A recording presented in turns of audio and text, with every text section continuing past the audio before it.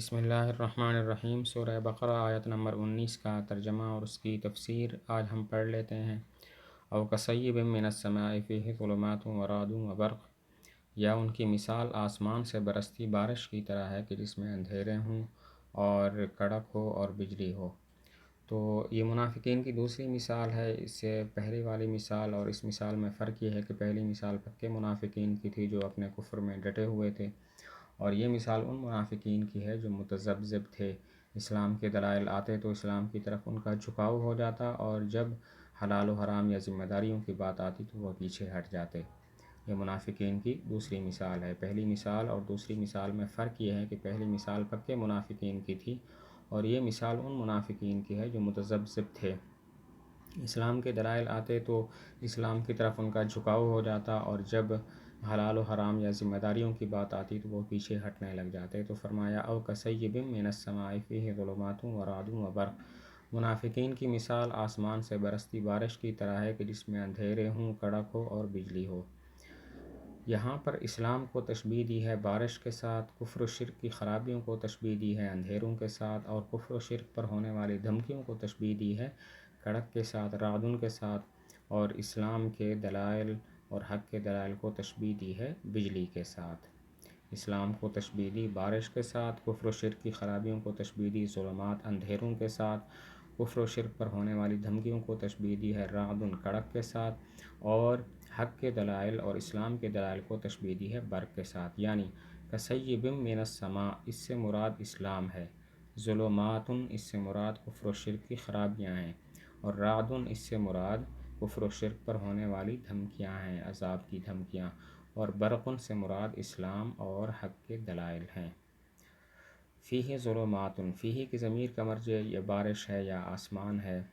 تو السماء مذکر بھی استعمال ہوتا ہے اور مؤنث بھی استعمال ہوتا ہے۔ مذکر کے استعمال کی مثال جیسے السماء منفطر بہ، اب منفطر بہ کا لفظ دلالت کرتا ہے کہ السماء مذکر ہے، اور مؤنث استعمال ہو اس کی مثال جیسے السماء انفطرت، اس میں انفطرت کی ضمیر کا مرجع السماء ہے، اس سے لگتا ہے کہ السماء مؤنث بھی ہے۔ تو السماء مذکر بھی استعمال ہوتا ہے اور مؤنث بھی استعمال ہوتا ہے۔ فیہ ظلمات اس میں اندھیرے ہیں، اندھیرے ظلمات کو جمع ذکر کیا اس لیے کہ اندھیرے کئی ہیں، بارش کا اندھیرا، بادل کا اندھیرا اور رات کا اندھیرا۔ ظلمات کو جمع ذکر کیا کیونکہ اندھیرے کئی ہیں، رات کا اندھیرا، بارش کا اندھیرا اور بادل کا اندھیرا۔ رعدن کا معنی کڑک ہوتا ہے، لیکن یہاں پر مراد کیا ہے؟ تو چند قول ہیں۔ ایک قول یہ ہے کہ رعدن سے مراد ہے بادل کی کڑک کی آواز، اور نمبر 2 رعدن ایک فرشتے کا نام ہے، نمبر 3 فرشتے کی آواز کو رعد کہتے ہیں۔ رعدن کا معنی تو کڑک ہے، لیکن مراد کیا ہے؟ ایک قول کے مطابق بادل کی آواز، جس کو ہم گرج کہتے ہیں، اور دوسرا قول یہ ہے کہ رعد ایک فرشتے کا نام ہے، اور تیسرا قول یہ ہے کہ رعد فرشتے کی آواز کو کہتے ہیں۔ اور برقن اس کا معنی تو چمک ہوتا ہے، لیکن مراد کیا ہے؟ ایک قول یہ ہے کہ مراد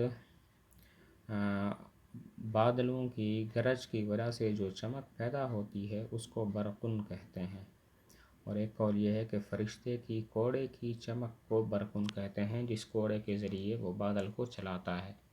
برقن کا معنی تو چمک ہوتا ہے، بجلی ہوتا ہے، لیکن یہاں پر مراد ایک قول کے مطابق بادلوں کی گرج کی وجہ سے پیدا ہونے والی چمک ہے، اور دوسرے قول کے مطابق فرشتے کی کوڑے کی چمک، جس کوڑے کے ذریعے وہ بادل کو چلاتا ہے۔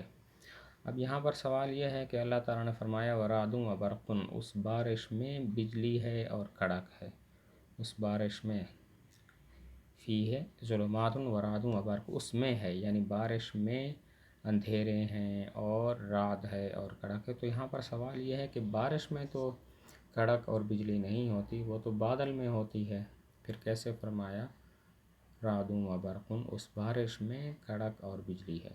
سوال یہ ہے کہ کڑک اور بجلی جو ہے وہ بادل میں ہوتی ہے، نہ کہ بارش میں، تو اللہ تعالیٰ نے کیسے فرمایا کہ اس بارش میں کڑک اور بجلی ہے؟ تو جواب یہ ہے بارش اور بادل کا گہرا تعلق ہوتا ہے، اسی ادنیٰ مناسبت کی وجہ سے بارش کی طرف اس کڑک اور بجلی کی نسبت کر دی۔ جواب یہ ہے بادل اور بارش کا گہرا تعلق ہوتا ہے۔ اسی گہرے تعلق کی وجہ سے، اسی ادنیٰ مناسبت کی وجہ سے فرمایا کہ بارش میں کڑک اور بجلی ہے۔ ترجمہ ایک مرتبہ پھر کر لیتے ہیں۔ او کصیب من السماء، یا ان منافقین کی مثال آسمان سے برستی بارش کی طرح ہے، فیہ ظلمات، جس میں اندھیرے ہوں، ورعد اور کڑک ہو، برق اور بجلی ہو یعنی کہ چمک ہو۔